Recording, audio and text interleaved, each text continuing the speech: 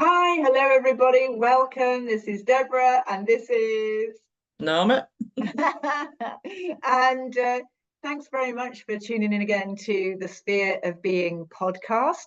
And we're all about helping those who care for others, caring for those who care for others. Because if you're a care home manager, you could be a teacher, a doctor in the nursing profession, vets, anybody that cares for others.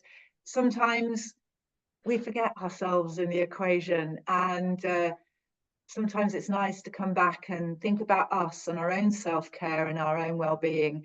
And so we explore lots of stuff that has happened to us. It's all from the heart, and we share whatever things that have worked for us. And it's a case of, if it doesn't resonate, that's absolutely fine. We're just speaking from our points of view. But yeah, and we're not medically trained or anything like that in the sense of counselling or what have you. But obviously, you know, from an entertainment value, etc., we hope that it helps. But if you're ever in a dark place, if you ever think that you need further support from listening to our podcast, or that's how you're feeling at the moment, please do seek the advice of a professional who can actually point you in the right direction and give you some extra support if you need it. But yeah, and how are you today, Norma? You all right? I'm good. Yeah, I've been practicing today's work myself this morning. Oh, Yeah, because very we're good. talking about being in the now, I think. Yeah, I think that's right, isn't it? Yeah.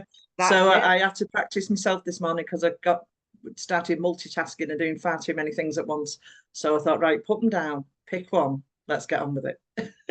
I was racing away in my own head, So I've actually been practicing this myself. What we're talking about is actually what I've been doing this every day. So Yay! yeah, I need It's you all to, right Deborah. talking Need you about it. to. It's when you've got to practice it on yourself that Oh you think, oh, yeah, hang on a yeah, minute, it's not so easy. yeah. Oh, brilliant. Oh, yeah. I mean, just thinking about being in the here and now, I'm listening to a lot of self-development podcasts, and I Mm, refer to them. And also, you know, it's not for everybody, but I really enjoy the sort of the spiritual aspects of things. I yeah. can get a lot out of that. As I say, you know, everybody listening, it's wherever you are in your journey, wherever you are, you're feeling comfortable. But for me, the spiritual stuff came about after I'd listened to lots of motivational people like Mel Robbins, Tony Robbins, people that are very much kind of like positive thinking. And then I thought, well, actually, there were some questions that those guys were kind of giving me in my mind, but they weren't answering themselves. And that's why I delved deeper into sort of like spiritual Mm, stuff. Mine isn't necessarily to do with religion as far as being, you know, Muslim, Christian, or Hindu, or whatever. It's more for me from a universal truth kind of perspective. mm. But I think these things can work whatever your thoughts and beliefs are as well. So it's interesting.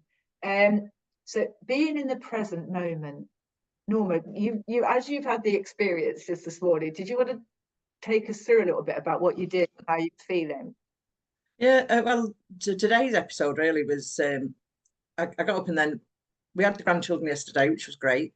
I'm busy, and then I got up today and I thought, I need to clean the house. I need to do the shopping.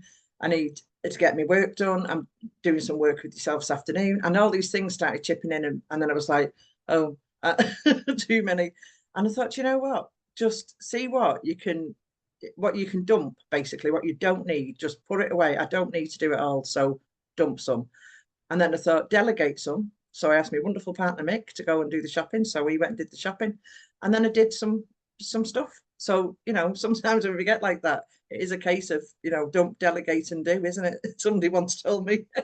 And I thought, well, that's true. So when you do that, you become free again. And then the flow came. So then I actually sat, did some meditation and had the chance to breathe, because if I'd been like legging going shopping and coming home and doing this and doing something else and trying to do everything, I'd have got nothing done, absolute nothing done, or I'd have been exhausted and been completely out of my own flow. So just by doing that simple exercise and then thinking, actually, yeah, be easy on yourself. I didn't have to do it all myself, and it's worked out fine.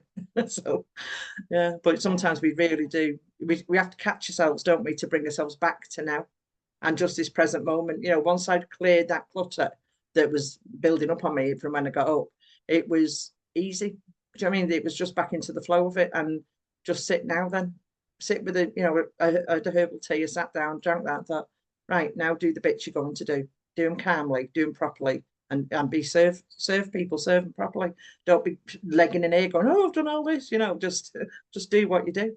So yeah, so it's been a good morning in the end, because none of it really mattered. Do you know what I mean? If none of it got done, nobody would be affected. The important part for me today was to be speaking to yourself, and you know, having my meal later with my boyfriend before he goes to work, and that was the two things that are important. The rest was rubbish, all manufactured in my head. Let's go and do this and that. Why? Ah, Shush, shush. You know, that's always yeah, like, yeah, breathe and scan your body. breathe. Scan my body to see where any anxiety was. And I could feel it in my shoulders, you know, and just breathe and then just scan down through your own body. And I was like, shoulders like, ugh. So that's all right now. So yeah, just moving, Wow. getting the energy flowing again, isn't it? Because when we get like that, we end up stuck and we don't ever move then. But if we just come back to that and think, right, exactly right now, what needs to be done? What matters? What do I need for me? And what I needed was like 5 minutes with a brew. You know, that was it. And it's, you know, it's cost effective. It's really easy to do. You know, you don't get judged for doing it, and you know, just let it go. Just literally sit and do what you need to do, and then it focuses you for the rest of the day and other things you need to move on to do, is doesn't it really? Oh, so true. And you mentioned a few things actually. And I love the fact where you went, and I was doing this and I was doing that thing, and I went, oh. And Yeah. that's the thing, isn't it? You know, Yeah. I find that sometimes, and I'm like, oh, and you feel that kind of like little, as you say, saying, you know, quieting down in your head. Mm-hmm. It's just like, stop making life so difficult. Stop it, Mm-hmm. stop it, stop it. You know, we create, or we can do, I know I do, create these little mind traps that Mm-hmm. it's there and it's like, you've got to do this, you've got to do that, and in the end, you say, as you say, rabbit in a headlight time. And I can feel it kind of like rising up through my chest and into my throat, that pressure, that heat. And it's like, you Yeah. know, it's like, oh gosh, I've taken on a bit more than I can chew, or I've allowed my Mm-hmm. little mind trap to get me into that. You've got to do it. You've got, and also the sense for me is, I bet everybody else does this really easily, and I'm the only one that's like procrastinating and I haven't had it done and blah blah blah blah. And I get really down on myself. Mm. And it's all, as Yeah. you say, it's all manufactured in your own head. Nobody else Yeah. thinks that. It's just all there. And then, weirdly enough, I've got to be the one that has unraveled something that wasn't real in the first place. And it's just like, We oh, made up. crazy, you know.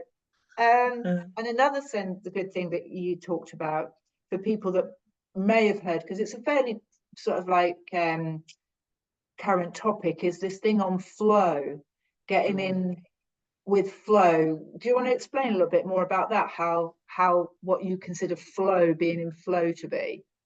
See, to me, when I'm in flow of things, it's things that's coming through me. So it's like, because I believe in the universal mind, as we know, and I just think that when you get an energetic flow and things are coming through you easily, but when we start there with that in the mind and these mind traps, which I love mind traps, I think that's a fabulous way of explaining it, because that's exactly what it is, isn't it?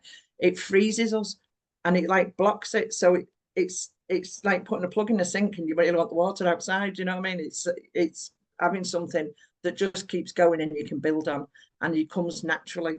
But when we get into these anxiety states or overdoing things, rushing around, and we lose this sense of now, your flow stops. It's that blockage to it, and it goes somewhere else, and it just disperses. I don't know where it goes actually, but it's like energy that just goes, probably goes back to the universe to come again.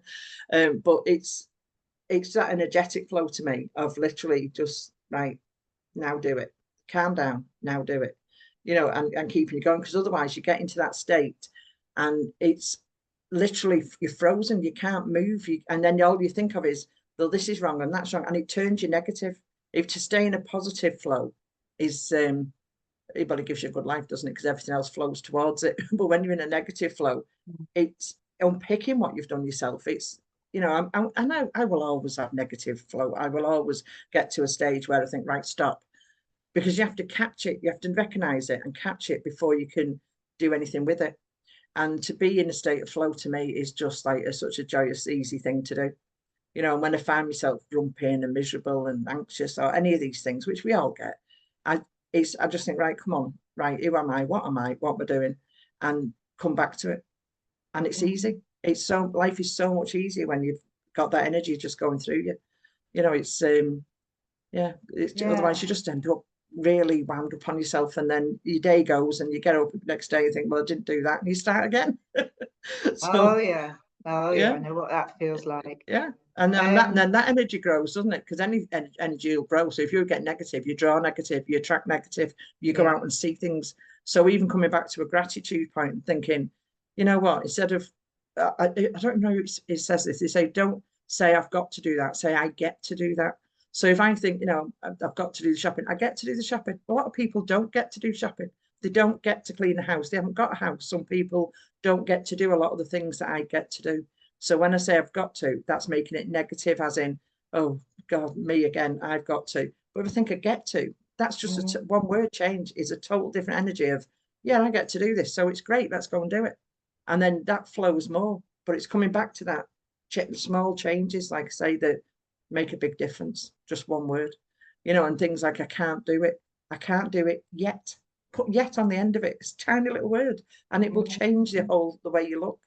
And sometimes, you know, I think some people don't see that little tiny little gap that you can get through and do these small things that start building your life, that start putting the flow into your life, that makes your energies move. And literally, if you come down to it, just literally, is it? I always go on about this one, don't I? Is it Taylor Swift with the "Shake It Off" or something she sings? Just Taylor Swift, yeah.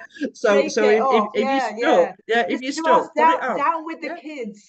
Yeah, yeah, put it on as loud as you can. Do a dance, and your energy will be different after it. Believe me. Shake it Yeah. off. So shake it off, literally, because that song, when you listen to the words of it, it is like you're shaking that energy and get rid of it off you.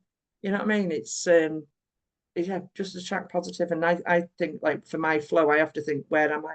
And then I think of the color of the light that I'm bringing white light in or golden light in, I'm fine. Sometimes it gets like dark and I'm like, oh, what am I doing to myself? It's like toxin. It's like toxic energy, isn't it? So yeah, no, it's really interesting what you say. I mean, I use these sometimes looking at this as something that's come in.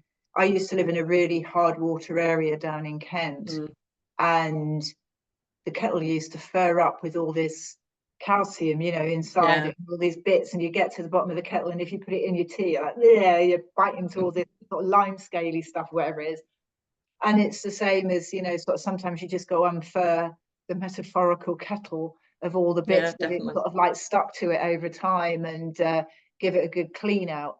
But the one thing is that I've been listening to a lot, because like you, I love solid positivity, not toxic positivity, where, you know, something blinking awful's happened and you're going, oh, I have to put a positive spin on it.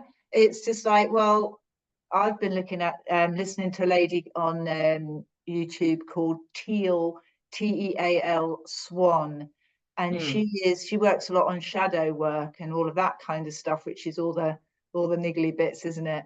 And she says you've got to have everything to be a well-rounded person, but to integrate the stuff that isn't serving us and is coming up as negative. Because sometimes if we feel a little bit like, well, there could be a catalyst to actually go, well, actually, get that out of the way. I won't, you know, it's like when I was a kid, I hated going to the dentist. Absolutely hated it. Used to panic.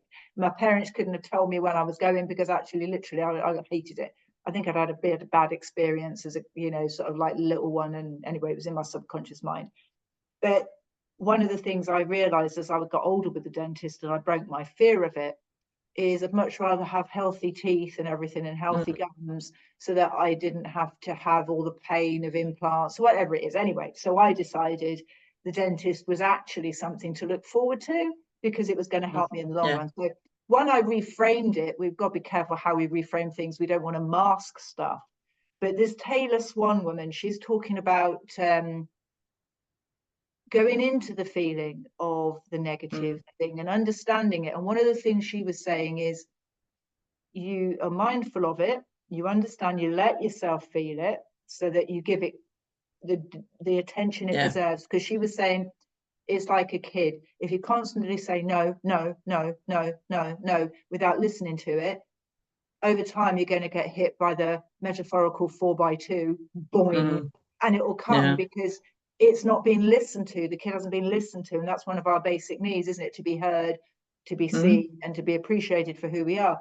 So listening to that feeling, and it's like, well, that might have been a coping mechanism or something back in my childhood. Find out where it was the first time you sort of felt it, what was the reason, and understand it and say, I am present with you right now, and I want you to let me know what you're trying to tell me. What lesson are you trying to give to me? Because again, she was saying that it was, and again, spiritual stuff, but you can take it broader sense than maybe the spiritual stuff is everything has a reason as to why you're feeling it. And when you acknowledge it for what it is and sit with it, and it might be uncomfortable, it might take, you know, a few minutes, few hours, few weeks, few months to work through this.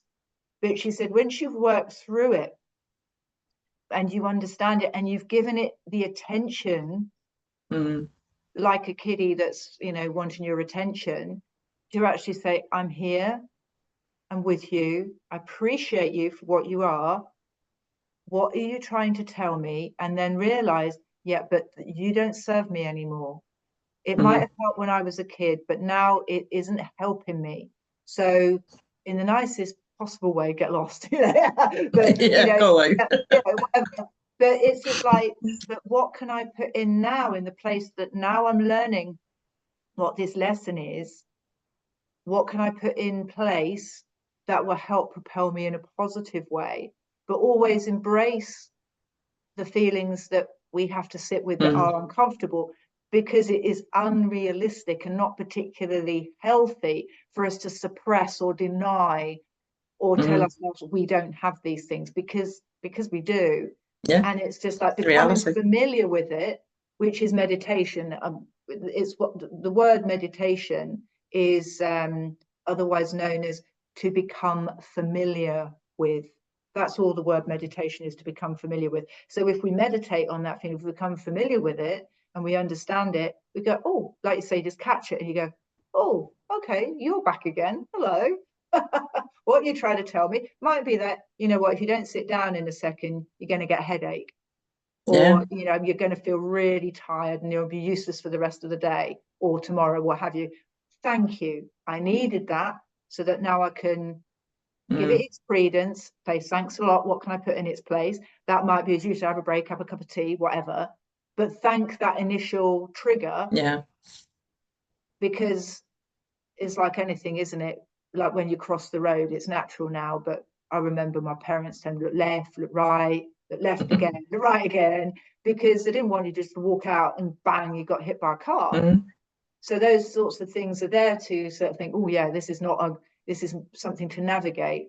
And I was very, very interesting. And I thought, yeah, take the emotions that aren't so great, think about what they can do, acknowledge them, and then I find it very difficult to have that heated emotion or that real feeling when I'm actually analysing it, because it just tends to then dissolve. It just disperses away, doesn't it? And as you said, it just goes up somewhere or other. So that's really interesting. And then you were also talking about being in the present moment. What, again, and I'll come back to you on this as well, to think about the present moment is the safest space we're ever going to have. Because we can look at the past with regret, which means that we're living in history. Well, we can't change the history. That's it. We can project and feel anxious and worried about the future, but the future actually doesn't exist. It's a construct of our own mind, because we haven't been able to see the future as reality. We're putting our projections onto it. And actually, you know what? Some things that we're most fearful of never happen. And we've worried ourselves to death in the present moment, and we didn't need to. But the present is, unless you're being, you know, chased by a bear or something like wild animal, well then somebody's got a gun, get out of there, because that's a real danger. But mostly in the present, the problem isn't actually in that present moment. If you're looking at each nanosecond as it comes along, that's when the creativity and the change in mindset and everything can happen. And it isn't scary for the future, and it isn't regretful or sad or depressed because of the past. It is here, and we can create in that moment, and being present and being mindful, and as you say, catching it, becoming aware. I think that's what I want to say, becoming aware of the present moment. Because I don't know about you, but I can live in a bit of a daydream for most Oh yeah, of the daydream day. for hours. Exactly. You know, like actually not really be conscious. And I've driven to meetings and to work, not very often, but every now and again, and I've like, oh my gosh, how did I get here? I don't remember the journey Yeah, I've done that because I'm lots of in times. Yeah, it's autopilot. familiar. Yeah. Yeah. So it's been, I'd love to hear what you think about being in the present and how that helps with being mindful so that you are aware of the each and every present moment. When we're actually in the present, it's and the now, it's if it's come from a place of anxiety and we're feeling stressed like that, but when we can clear it and sit with the now that we choose to have, because we can be anxious or projecting, like you say. And if we're going to project, let's project something good, because we can't change the past, but we can plan the future start imagining a good time, a better time, things that we want. That's how you can grow and manifest. But when you take that time for just now, that's enjoying life and being grateful for the actual everything, isn't it? For something like to sit on, for air in your lungs, just the fact that you're here and that you've got your feelings. We don't always have to be on to do something. Sometimes we can just sit and, like we say, daydream. We can enjoy that daydream.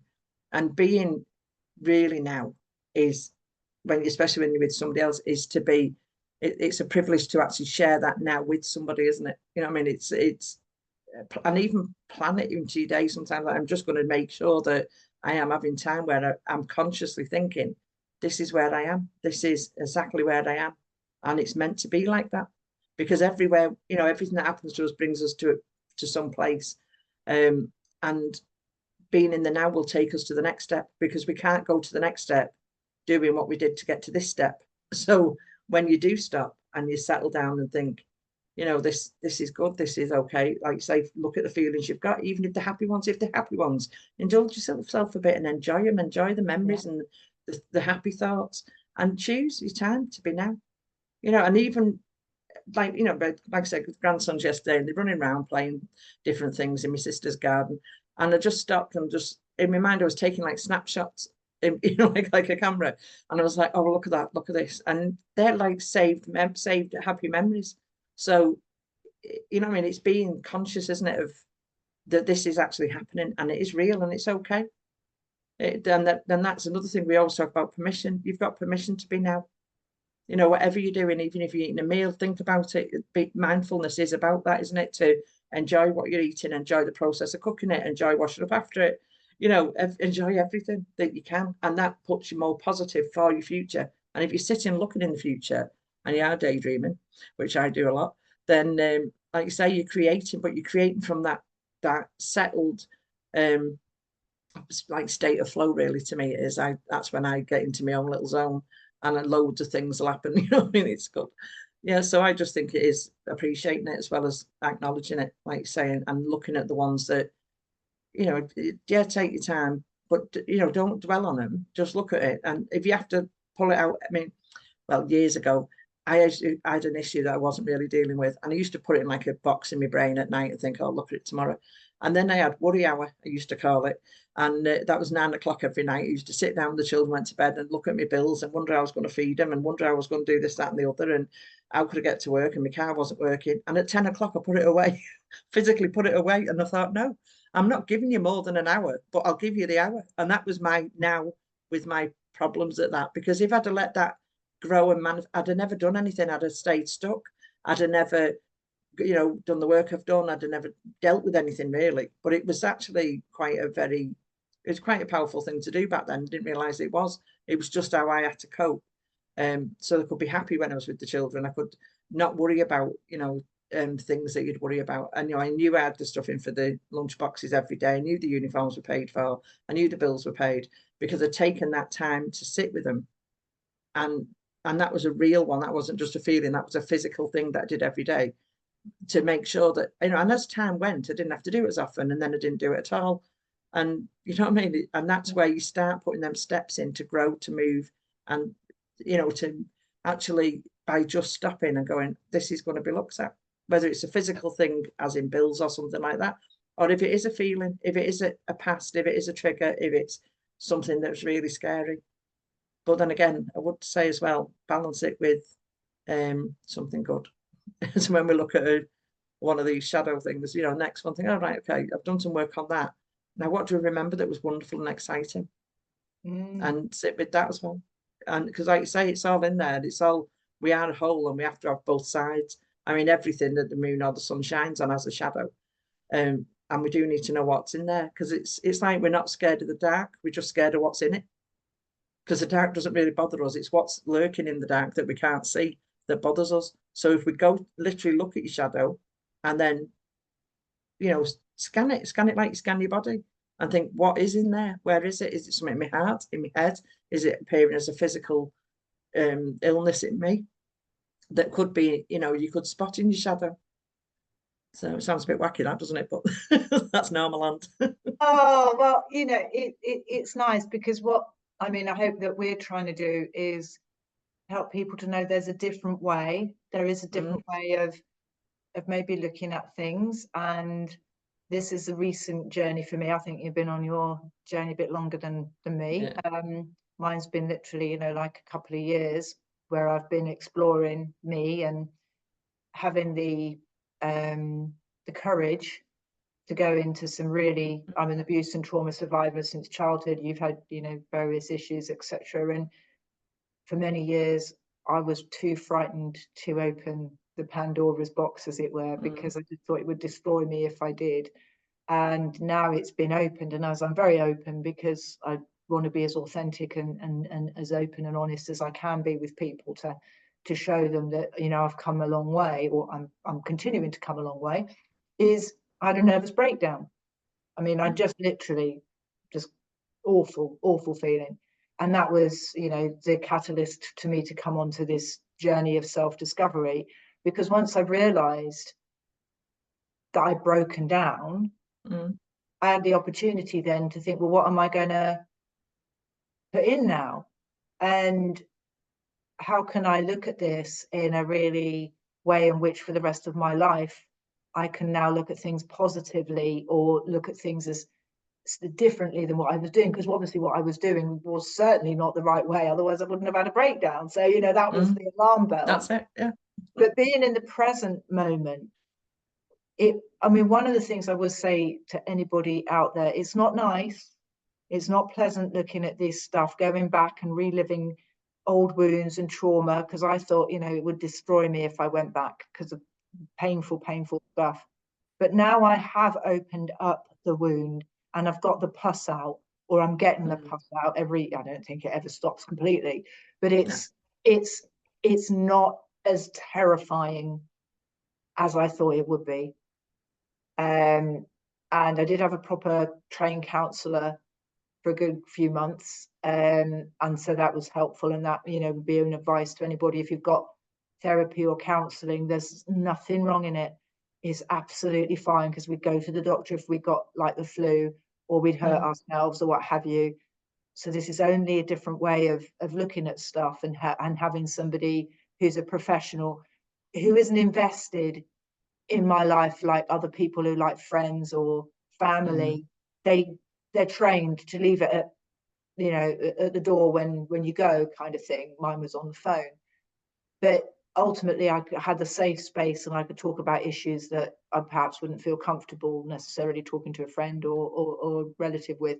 But this person was professionally trained, and they just kind of guided me, and I did the rest. But living in that present moment, what got me through the really tough time is, she said, if you can live in the present moment, even if it's for 5 seconds, and then start building on that 5 seconds and give yourself a massive pat on the back loads of like love for handling it without falling to pieces for 5 seconds. And after that, I was building up that muscle of being in the moment, of being in the moment, of being in the moment. And then before I realized what had happened, I felt very different than what I'd done in a positive way before, because it's all those little baby steps, those incremental bits that really added on.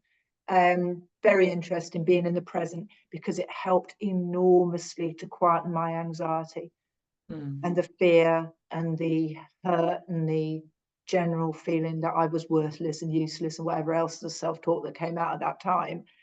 In that present moment, I could be the version of myself that I said to, I want to find out who I am, and I could be that person that I knew I was, even if it was growing to 10 seconds, 15 seconds. All of a sudden it lasted for a minute. I could keep that thought with before everything came crashing down again. And it was a bit like, you know, spiders get caught in the bath, don't they? And I was going up a bit and I was falling back down, and I was going up a bit and I was falling back down again. And she gave me the bit of string to be able to climb up it and up out the bath, if that makes any sense. And it got me out the abyss. And that present moment, not looking above, not looking below, not looking to my side, whatever, for future, past, whatever it was, just looking in that present moment actually calmed me down. And I could just go, oh, you know.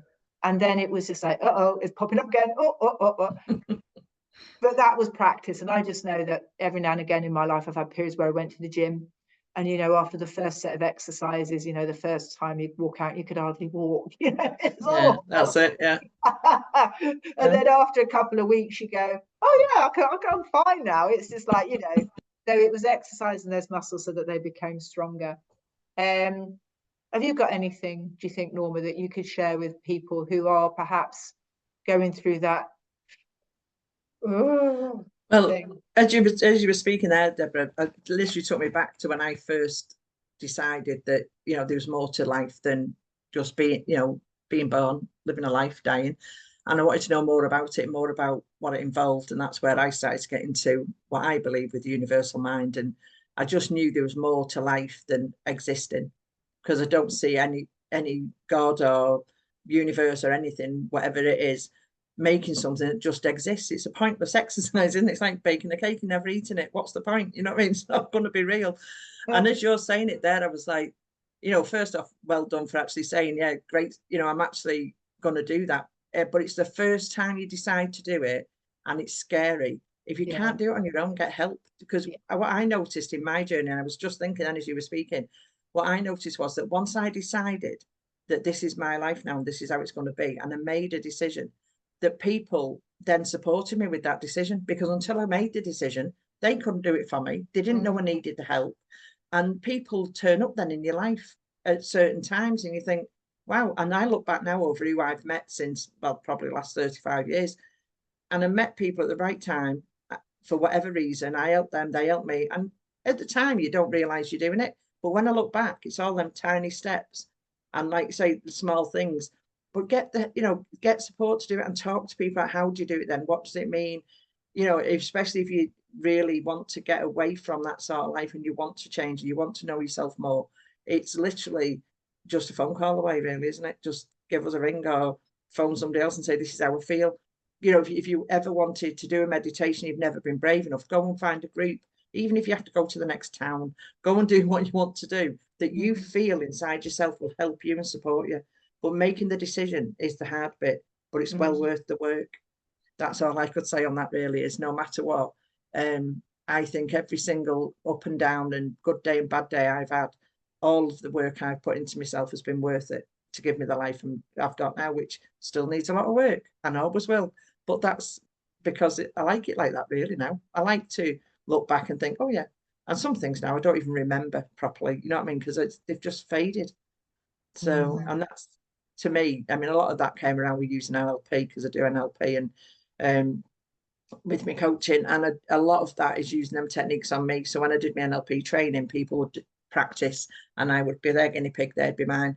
And going through some of them techniques was well worth it. So, you know, but you don't have to do it all in one day either. So if somebody's thinking of, you know, this is my time now, this makes sense, and I really want to stop being like this and I want to change in any way, make the first move and the next move. And if it is 5 seconds, 10 seconds, 15 seconds, then be proud of yourself for that, and give yourself some slack over it, you know, and do it as many times a day as you want.